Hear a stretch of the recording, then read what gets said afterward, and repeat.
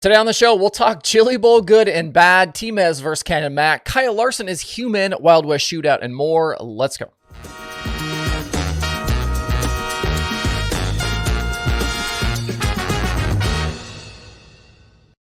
It's Sunday, January 14th. I'm Justin Fiedler. This is DIRTRACKR Daily. There's a lot to unpack from last night's Chili Bowl finale. I feel like I say that every year because this event seems to always leave us both frustrated and yet wanting a whole lot more. It's a strange combination of emotions to feel after something like this. Logan Seavey dominated the feature last night, officially leading all 55 laps en route to back-to-back Golden Drillers. But that sentence itself is loaded with all sorts of traps and controversy, but also excitement and elation. It's a bummer that 2 years of incredible weeks for Seavey and the Swindell Speed Lab team are overshadowed by a main event track that ended up taking rubber very early on.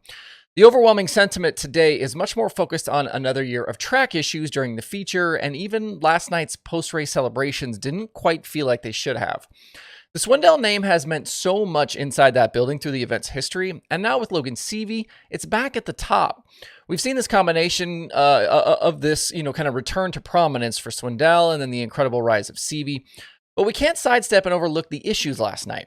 Did Seavey actually lead all of the laps? Because I think Buddy Kofoid has a legit gripe about him being put back to second on a caution and his transponder issues.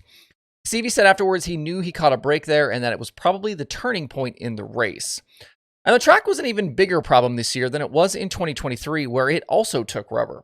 We had Nick Hoffman tweeting before the feature rolled off that he was worried it would take rubber, and he was right on that.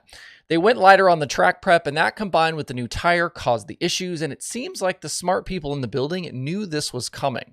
Clinton Boyles, even on the Flow broadcast, pointed it out before halfway that it was headed in this direction.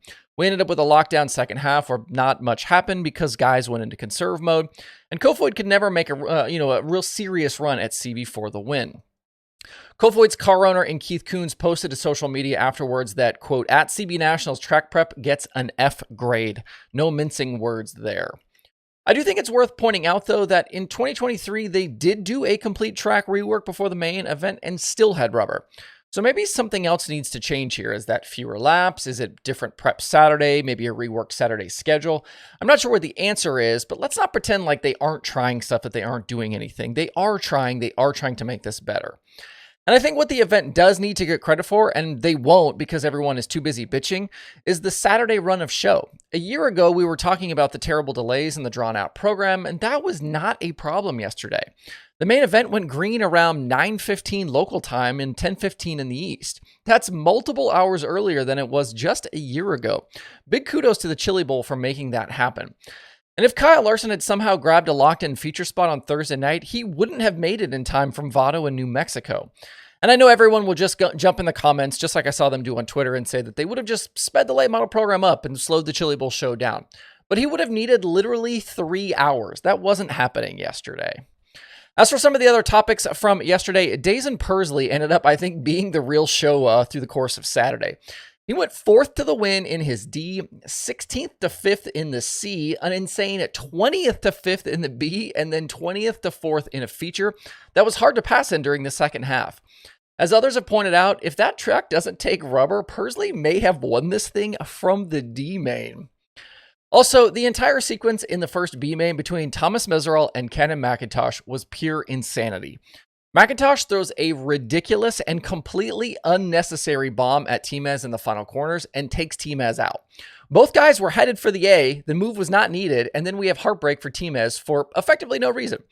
Meseraull is then ejected from the building for throwing something at an official in the aftermath and the cleanup, but then later allowed back in after supposedly Emmett Hahn got involved and cooler heads prevailed. Meseraull handled the whole thing, I think, as good as it could have been handled, which was almost unexpected from him based on his past history. The guy's usually a walking soundbite, but didn't take the opportunity to spout off like he could have, and probably should have. And then McIntosh took a fairly serious, metaphorical beating from the crowd and social media over the whole incident.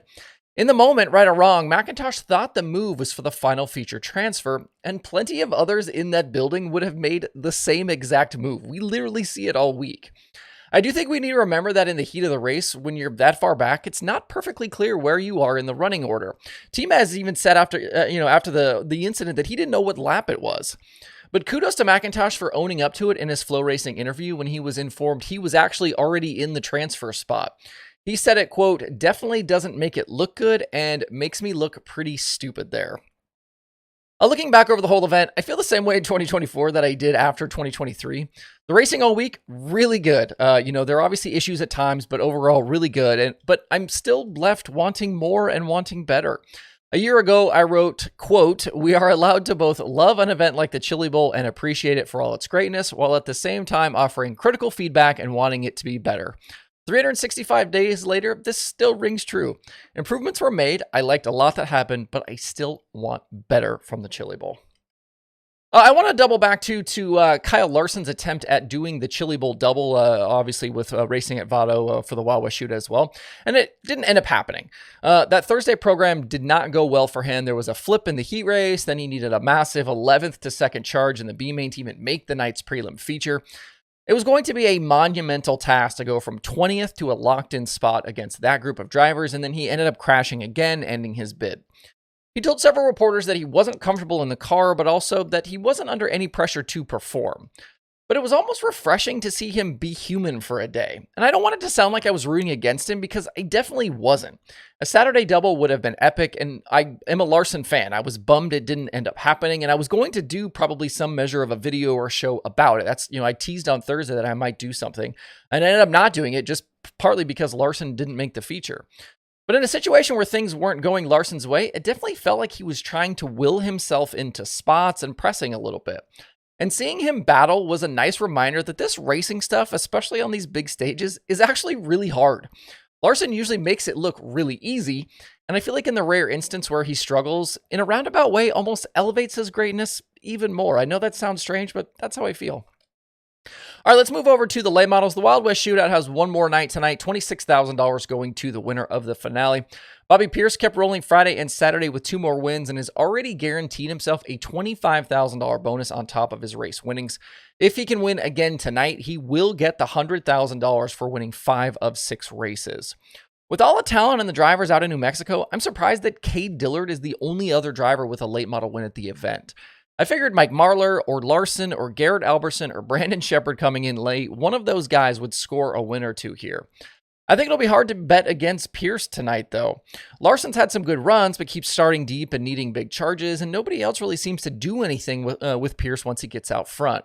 I do like what we've seen from B-Shep for him from his first 2 nights. He was 5th on Friday, 2nd last night after starting on the front row. Maybe he can be the guy tonight to make that jump. After tonight, Speed Weeks are next for the late model teams, with the Outlaw season beginning this coming weekend at Volusia, and then Golden Isles to follow that. You can tune into the Wild West Shootout tonight over on Flow Racing. That's it for the daily today. A lot more racing to come up, so there will be no lack of topics in the coming days and the coming weeks, so make sure you're locked in right here. Hope you guys have a great Sunday out there. We'll see you right back here tomorrow.